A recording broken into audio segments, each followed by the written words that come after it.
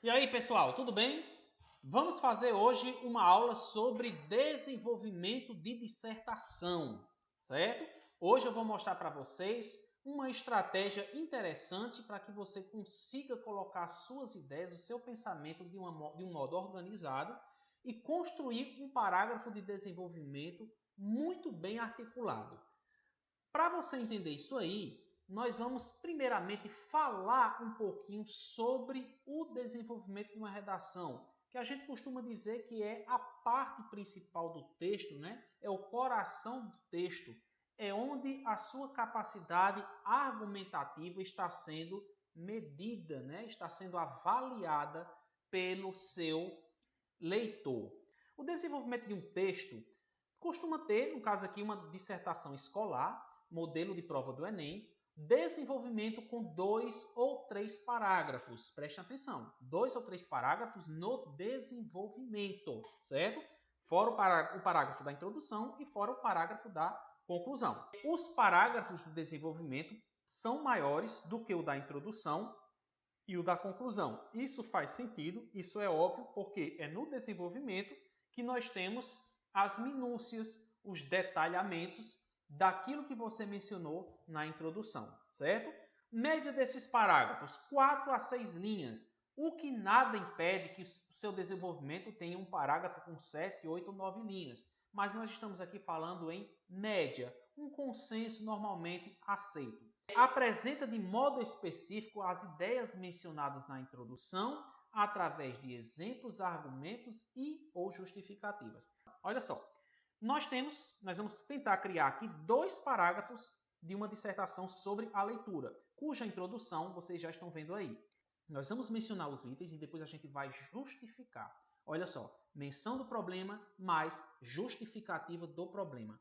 Essa é a sequência que vai refletir num parágrafo de desenvolvimento bem articulado, certo? A mesma coisa nós vamos fazer com o parágrafo 2, mencionando um segundo problema e depois justificando esse problema. Mas antes vamos para a introdução do nosso texto, né, que vocês estão vendo aí. Um país se faz com homens e livros, já dizia Monteiro Lobato. No entanto, mesmo numa nação em que o índice de leitura da população é tão escasso, a frase do renomado escritor parece não sensibilizar os órgãos governamentais como pede a causa. Então veja que nós temos aqui uma introdução, certo? Vocês observam todos os aspectos de introdução. No card tem uma aula sobre introdução, depois vocês olhem lá, muito boa. E agora a gente vai dar uma continuidade a esse texto aí, seguindo a estratégia que nós colocamos aqui. Vamos desenvolver 2 parágrafos e eu quero que vocês agora prestem atenção, porque nós vamos escrever juntos esse textozinho aí. Vamos lá. Começando então, veja o que é que nós temos escrito aí. Olha só. Nós temos o seguinte, parágrafo 1. Nós vamos mencionar um argumento que diga por que é que o brasileiro não lê, ou seja, o problema da leitura na sociedade brasileira. Depois a gente vai apresentar uma justificativa. Isso é uma frase do lado da outra. Depois vamos mencionar um segundo problema, vamos colocar uma justificativa e vamos também colocar uma consequência da justificativa. Vamos lá. Que argumento eu poderia justificar para que o brasileiro não tenha o hábito de ler? A falta de hábito de ler do brasileiro se deve a quê? Eu vou colocar como um dos argumentos, veja só, menção do argumento 1. Eu acho que o brasileiro não lê bastante porque falta influência externa desde os primeiros anos. Pronto. Veja que isso que eu estou mostrando para vocês é um apenas dos fatores, é um argumento que eu estou utilizando para justificar o fato do brasileiro não gostar de ler, certo? Eu coloquei o argumento, agora por que falta influência externa desde os primeiros anos? Porque os pais não têm tempo para desenvolver o hábito da leitura. Olha só. Agora eu estou colocando o quê? A justificativa do meu argumento. No terceiro caso, eu vou colocar uma consequência disso. Os filhos escolhem o que. Aliás, o que não? Os filhos escolhem com o que se distrair. Gente, o que eu estou querendo mostrar para vocês é o seguinte. Eu estou montando um esquema deixa eu só colocar o não aqui, eu estou montando um esquema para desenvolver um parágrafo dissertativo, certo? Então veja que para eu montar esse esquema, eu disse aqui um dos fatores que faz com que o brasileiro não tenha o hábito da leitura. Depois eu disse por que eu usei esse fator. Porque os pais não têm tempo para desenvolver o hábito da leitura. E qual é a consequência disso? Os filhos escolhem com que se distrair. Já que os pais não os direcionam, eles vão escolher com que se distrair. Certo? O que seria o argumento 2 do meu ponto de vista? Eu estou escrevendo minha dissertação e agora eu quero um segundo argumento para utilizar no terceiro parágrafo do meu texto, no caso o segundo, desenvolvimento. Que outro fator justificaria o fato de que o brasileiro não gosta de ler? Ora, eu posso dizer que existe... Opa, deixa eu só ajustar aqui a fonte.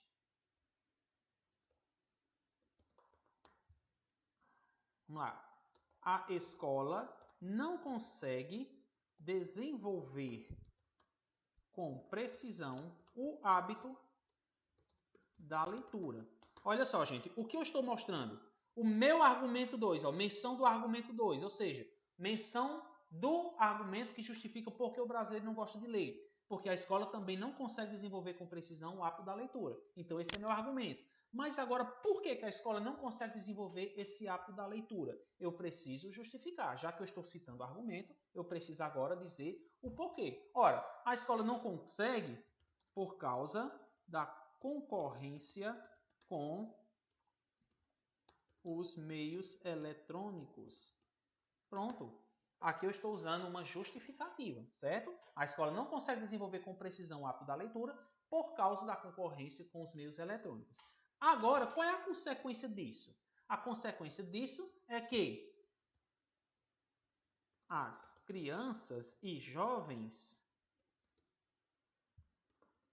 preferem a facilidade das imagens e textos verbalizados. Pronto. Se eles têm a concorrência com os meios eletrônicos, obviamente os meios eletrônicos são um fator de distração maior para esses adolescentes, certo? Então vocês vejam que eu coloquei aqui, eu vou colocar a barrinha. Vocês vejam que nós temos aqui o seu desenvolvimento quase escrito. Aqui é o esquema. Olha só, mais uma vez, menção do argumento, justificativa desse argumento e a consequência desse argumento também, certo? Vamos colocar aqui um parágrafo 3, né? Eu já tinha posto o terceiro aqui. Vamos ver aqui um terceiro argumento que justificaria o fato de que as pessoas não gostam muito de ler, certo? Bora, vamos colocar o seguinte. As pessoas também não gostam de ler porque os professores não têm mais o hábito da leitura para incentivar os jovens. Pode parecer um pouco polêmico esse item, né? Mas vamos colocar uma justificativa. Se não for justificativa, realmente fica muito polêmico. Qual é a justificativa dos professores não terem esse hábito de leitura? Ora, é pouco tempo para eles lerem. Esse aqui é um dos argumentos. E qual é a consequência disso? Não tem como incentivar os alunos quem não lê.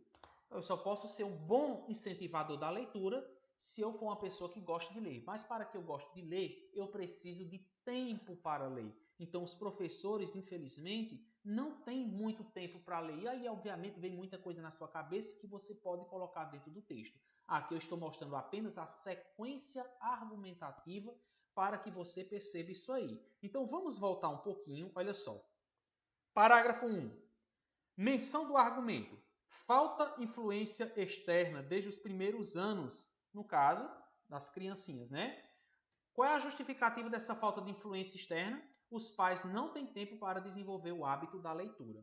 E qual é a consequência disso? A consequência é que os filhos é que escolhem com o que se distrair.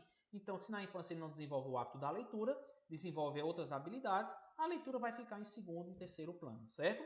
No parágrafo 4 da minha dissertação, qual é o meu argumento 2 para a falta de hábito com a leitura? A escola não consegue desenvolver com precisão o hábito da leitura. Ou eu posso também dizer, a escola não consegue mais desenvolver, né? O mais faz uma diferença grande, com precisão apto da leitura. Por quê? Qual é a justificativa disso? Por causa da concorrência com os meios eletrônicos, que quando eu estiver escrevendo um texto, eu vou dizer que são os celulares, que são os vídeos de YouTube, que são as redes sociais, certo? E qual é a consequência disso também? As crianças e jovens preferem a facilidade das imagens e textos verbalizados. É muito melhor você assistir a muitos vídeos do que ficar lendo muitas palavras e muitas vezes poucas ilustrações nos livros, né? Não é o correto, não é o adequado, porque a gente sabe da importância da leitura mesmo, né? E nem sempre, ou quase nunca, muitos dos vídeos que as crianças acabam assistindo têm um conteúdo que seja digno de receber elogios, né, pela sua capacidade de formar cidadãos. Tá? E no parágrafo 3, nós temos a menção do argumento 3. Os professores não têm o hábito da leitura para incentivar os jovens. Qual é a consequência? A justificativa? Pouco tempo para eles lerem. E a consequência disso, eles não podem incentivar os alunos se eles não leem, certo? Não há como incentivar os alunos sem ler. Vou tirar aqui não tem e vou botar não há, que fica mais formal.